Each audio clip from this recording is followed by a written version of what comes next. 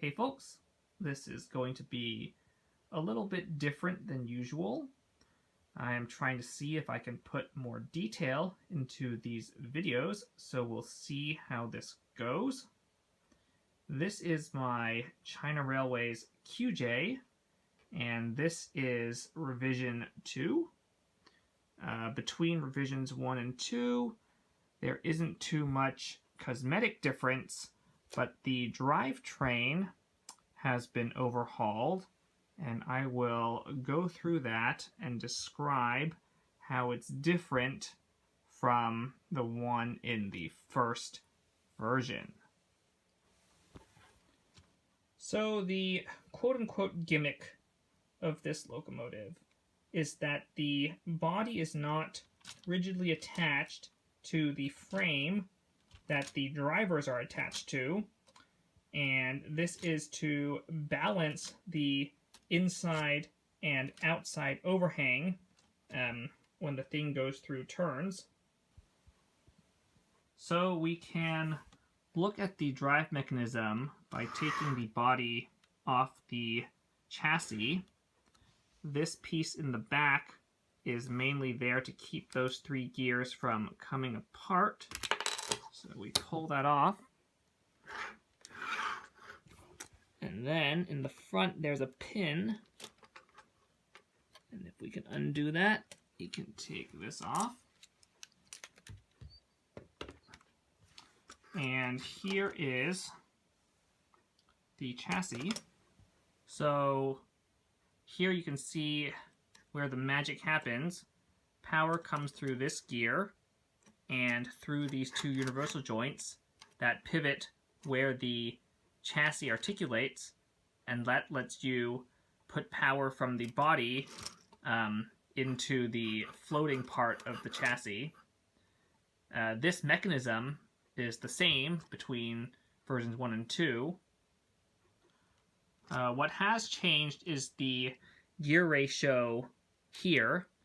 This used to be 1:1 all the way down to the drivers. Now it's 1:1 here, and then 12:20 going to the driver.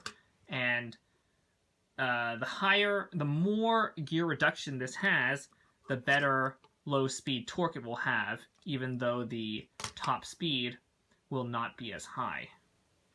So this is the underside of the body, and it's pretty flat, so it can slide on top of the flat surface here.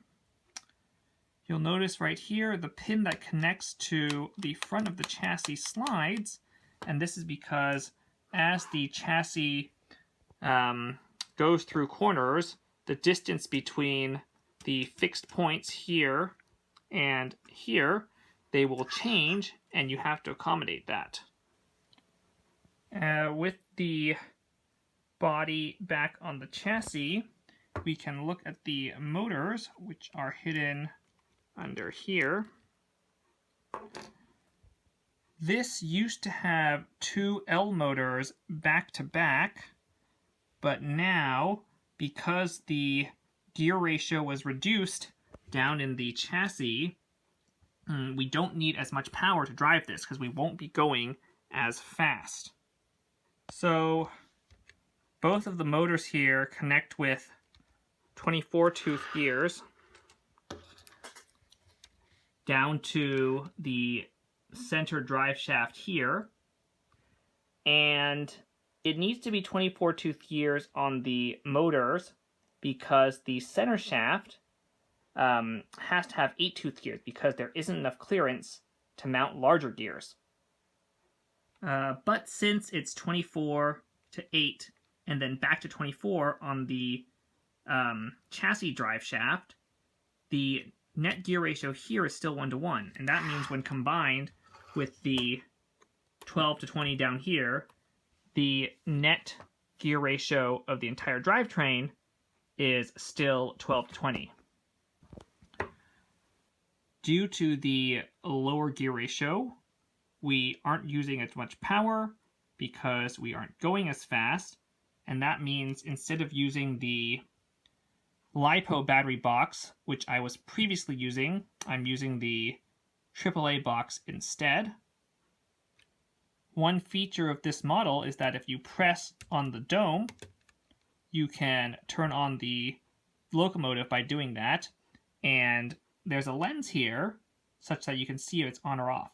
And this works much better with the AAA box because on the LiPo box, the lens would have been over here somewhere, and you can't get that nice lens there.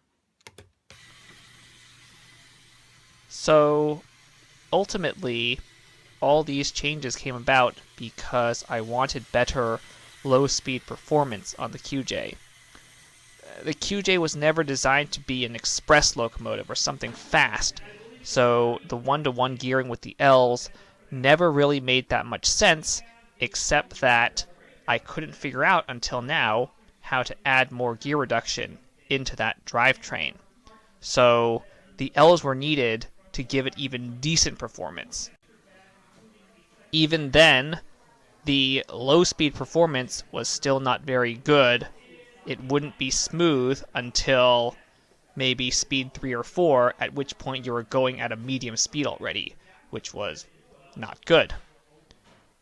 So in these clips, you'll see that the low-speed performance is quite smooth, even with the M's, which is exactly what I wanted in the first place.